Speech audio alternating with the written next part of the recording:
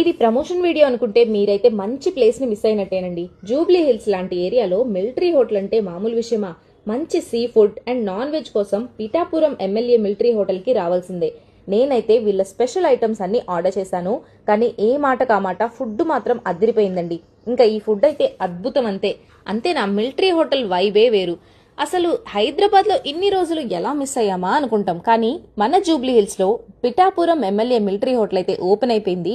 ఇక్కడ kebabs, tandoori, Chinese, starters, fish అయితే మస్తుంది.